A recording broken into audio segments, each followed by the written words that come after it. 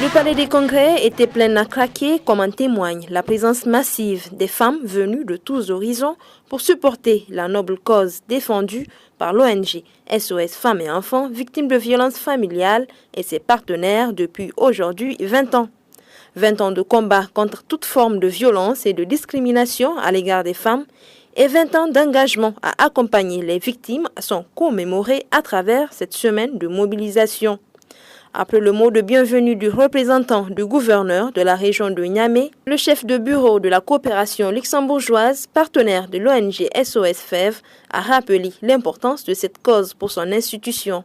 En 2000, le Grand-Duché de Luxembourg a organisé la première conférence des femmes de la francophonie dans la lutte contre les discriminations et les violences à l'égard des femmes et des filles. La coopération luxembourgeoise est profondément engagée pour l'autonomisation des femmes, l'égalité des sexes, la santé et les droits en matière de reproduction. L'ambassade du Luxembourg est ainsi fière d'accompagner une fois de plus l'ONG SOS Femmes et Enfants Victimes de Violences Familiales pour réaliser la deuxième édition de la semaine de mobilisation et d'action.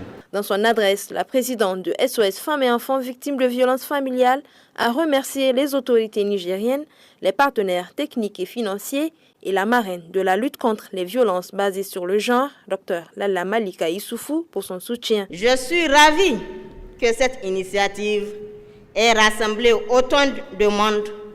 C'est la preuve que les droits des femmes et en particulier la lutte contre les violences faites aux femmes et aux filles mobilisent de plus en plus de personnes dans notre pays.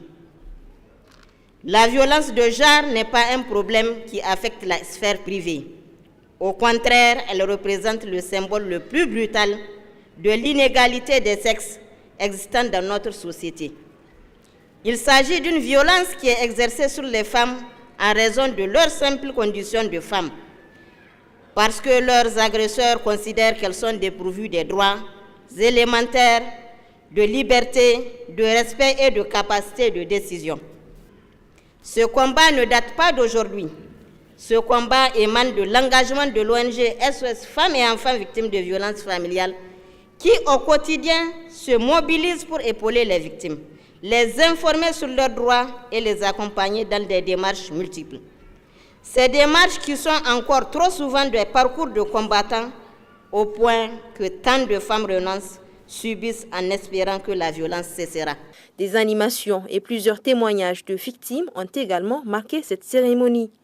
La ministre de la Promotion de la Femme et de la Protection de l'Enfant a quant à elle rappelé les efforts consentis par le gouvernement nigérien pour vaincre ces maux. L'adoption en 2017 par le gouvernement de la 7e République de la politique nationale de genre et de la stratégie nationale de prévention et de réponse aux violences basées sur le genre, avec chacune un plan d'action quinquennal 2017-2021.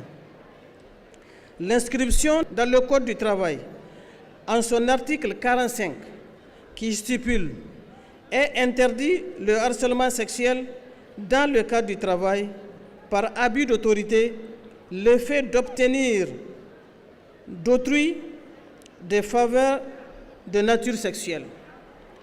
La condamnation par le Code pénal nigérien de ce genre de comportement en son article 281. Les interventions des autres structures dans la lutte contre les violences faites aux femmes et aux filles, dont l'ONG SOS Femmes et Enfants Victimes de Violences Familiales, grâce au soutien constant des partenaires techniques et financiers. De ce fait, permettez-moi de rendre un vibrant hommage à cette ONG récipiendaire du premier prix international sur l'égalité de genre, initié par le gouvernement finlandais au mois de mars 2018. Le gouvernement, pour sa part, en apportant son soutien à la présente cette semaine, vise comme objectif de susciter la mobilisation des différentes couches sociales et des partenaires nationaux et internationaux dans la lutte contre les violences faites aux femmes et aux filles en lien avec la paix et la sécurité, conformément au programme de Renaissance Acte 2 de son Excellence, M. Issoufou Mahamadou, président de la République, chef de l'État. Cette semaine de mobilisation et d'action a débuté le 19 novembre dernier et s'étalera au 25 novembre. Elle est consacrée à la lutte contre les violences basées sur le genre et a pour principal objectif de contribuer à la réduction des risques de vulnérabilité des femmes et des filles.